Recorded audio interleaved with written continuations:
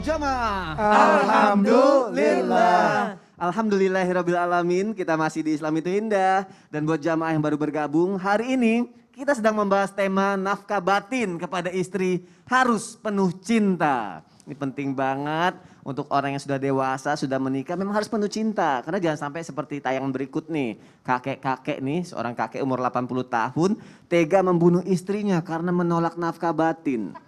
Ya Allah, kita lihat tayangannya jamaah, silakan.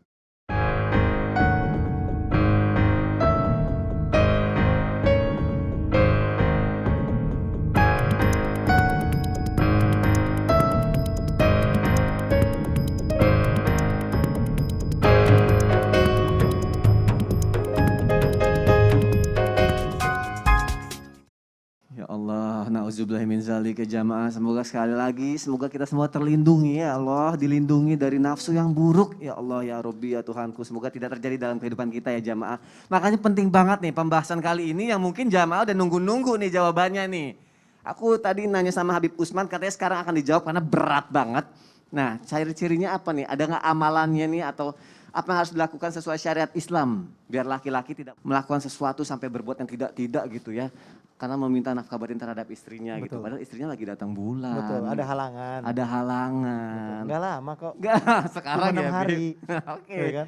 Mohon penjelasannya Habib Usman, silakan. Afwan Mas Soni, afwan Ustazah, afwan Ustaz Syam.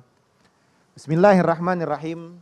Allahumma sholli ala Sayyidina Muhammad wa ala ali Sayyidina Muhammad. Apabila kita ada uzur, yakni istri kita berhalangan atau istri kita mempunyai uzur syar'i yang dimana kita tidak boleh menggaulinya karena sakit dan lain sebagainya, maka wajib bagi suami untuk menahan hawa nafsu. Yakni yang pertama, cari kegiatan untuk mengalihkan pikirannya. Jadi kerjaan apaan, entah dia berolahraga, entah dia mengerjakan sesuatu, ketrek apaan kayak ya kan. Agar apa? Agar dia bisa melupakan untuk melakukan perbuatan seperti itu. Karena apa? Istrinya lagi berhalangan, istrinya lagi nggak bisa, istrinya lagi nggak mampu. Pikiran kita harus dikendalikan, alihkan energi yakni dengan cara berpuasa. Karena saum atau berpuasa itu bisa menahan daripada hawa nafsu. Dia berpuasa, niat ya Allah saya berpuasa hari ini sunnah yaumil isnin, sunnah puasa hari Senin. Dan juga kebetulan ayamul bid, puasa tengah bulan. Dan kebetulan juga lagi bulan Rajab, puasa sunnah bulan Rajabnya. Yakni menahan dirinya. Untuk apa? Untuk menjaga hal-hal yang tidak diinginkannya. Terus apalagi? Hindari kegiatan yang dapat memicu keluarnya hawa nafsu. Makanya kalau main media sosial dan lain sebagainya, hati-hati. Jangan lihat yang enggak, akhirnya di zoom. Ente kebiasaan zoom enggak? Enggak, aku zoom out malah, aku jauh-jauhin. Jangan. Makanya jaga pikiran, jaga hati, jaga jiwa kita untuk mendekatkan diri kepada Allah Subhanahu wa taala. Dan juga tentunya ajak bicara pasangannya, komunikasi dengan baik, komunikasi dengan cara yang ma'ruf, dengan saling menyayangi, saling mencintai. Karena apa? Diperbolehkan juga dengan cara jalan yang lain yang dihalalkan, yakni disingkat deh. Karena apa? 18 sensor plus. Ya, ada sensornya. Intinya adalah ada cara-cara yang baik, yang ma'ruf sesuai dengan syariat. Oleh karena itu, berbuat baik terhadap istri kita, cintai istri kita, gunakanlah dengan kecintaan dan kasih sayang. Nanti akan mengerti sendiri, karena itu otomatis. Karena otomatis. Oleh karena itu, ajak keluarga kita menuntut ilmunya Allah Subhanahu wa taala. Thalabul ilmi fariidatun ala kulli muslimin wal muslimat. Nuntut ilmu itu wajib bagi siapapun mereka, muslimin dan muslimat, laki-laki ataupun perempuan. Karena apa? Ada keberkahan di dalam ilmu tersebut dan ada hal yang harus dijalankan sesuai dengan syariat. Wafdul jihad min jahada nafsahu. Sebaik-baiknya jihad adalah jihad menahan hawa nafsunya. Nah, bagi yang belum menikah juga harus menahan hawa nafsunya dengan baik. Ini jihad yang benar, ini jihad yang sesuai dengan syariat, yang dimana ini yang paling berat. Oleh karena itu juga Allah berfirman dalam Al-Quran, wa man khafa maqama rabbih wa nahan nafsa anil hawa fainal jannata hiyal ma'wa.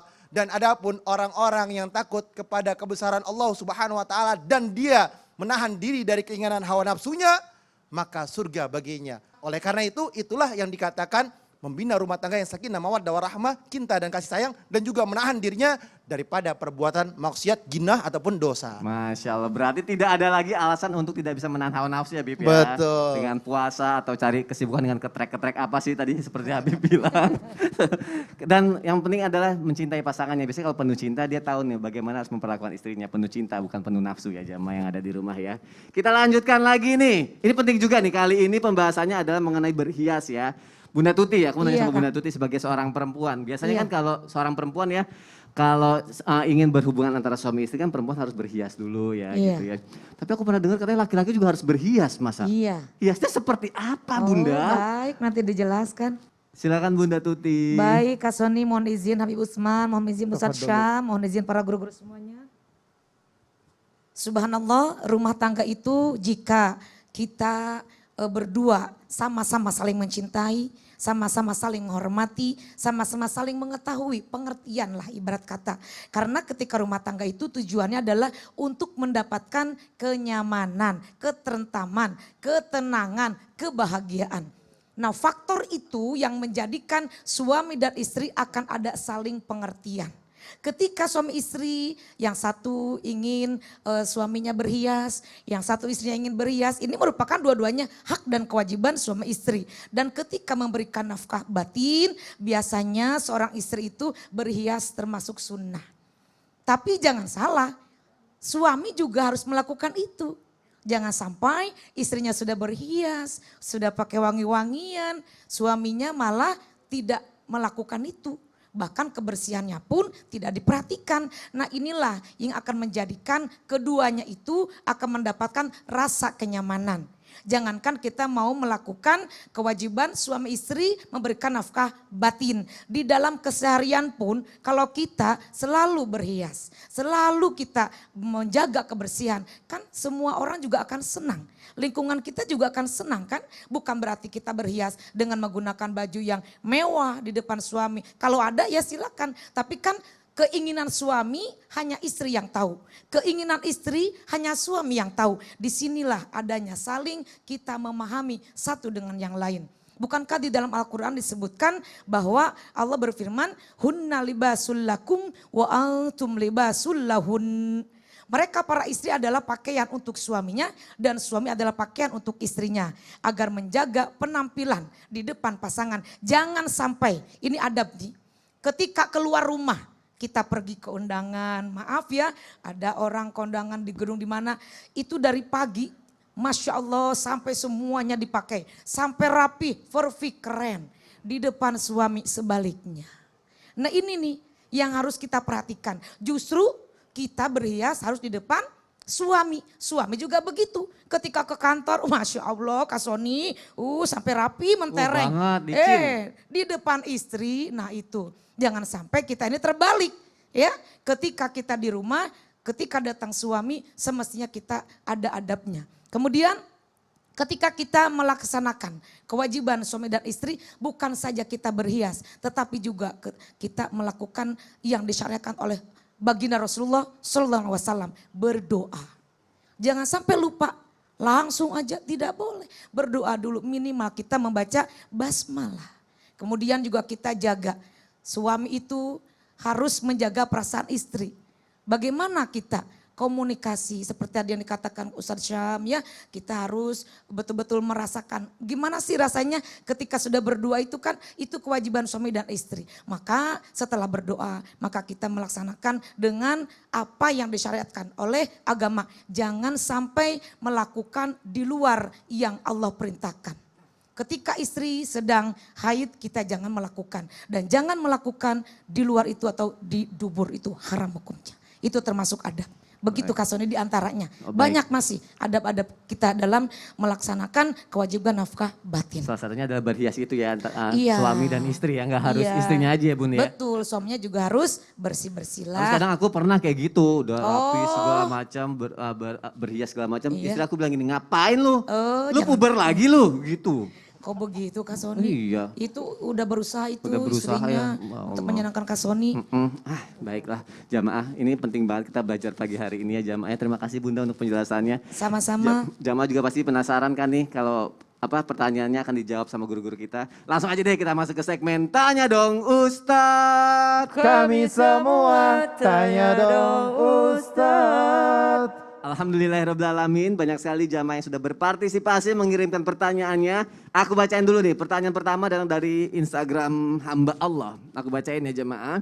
Assalamualaikum warahmatullahi wabarakatuh. Izin bertanya, saya sudah 4 bulan tidak berhubungan suami istri karena suami saya suka banget selingkuh.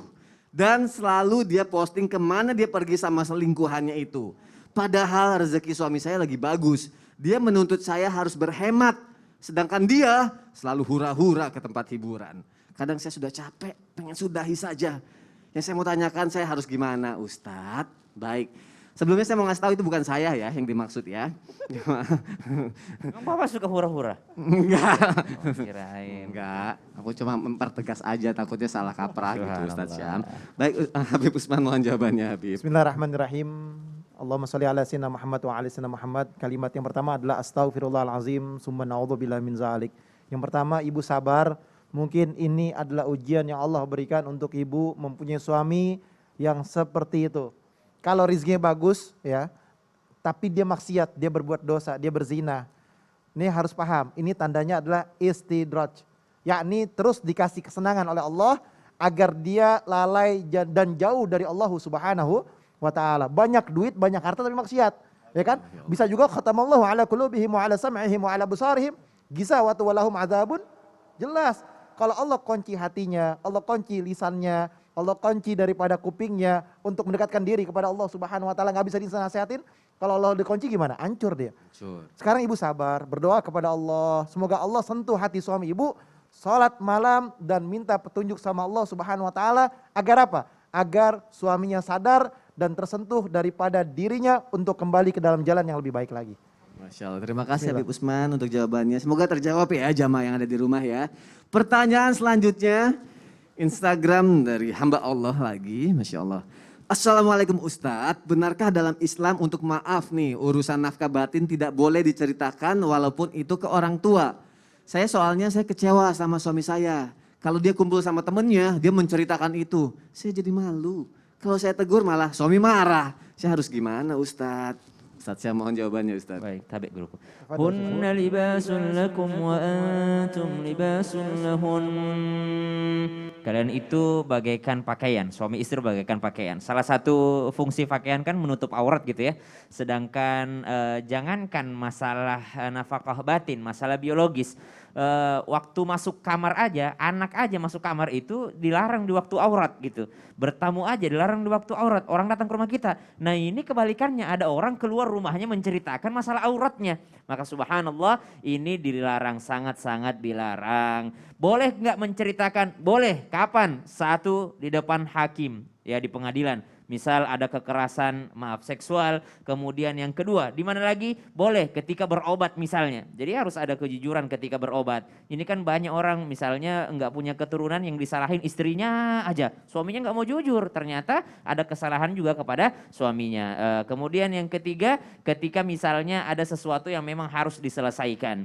Jadi bukan serta-merta menceritakan dengan kebanggaan terhadap teman-temannya dan segala macam. Kalau untuk memberi saran segala macam, enggak usah kita saling menceritakan aib, menceritakan aurat. Maka ada satu perumpamaan, sesungguhnya perumpamaan orang semacam itu seperti setan, ya, seperti setan laki-laki dan perempuan.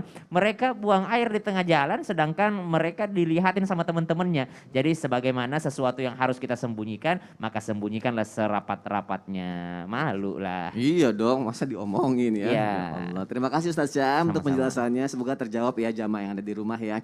Biasanya setiap pertanyaan ketika menjadi jawaban itu menjadi ilmu buat kita. Kalau ilmunya dipraktekkan insya Allah menjadi pahala juga buat kita. Karena kan kita ngejar pahala ya.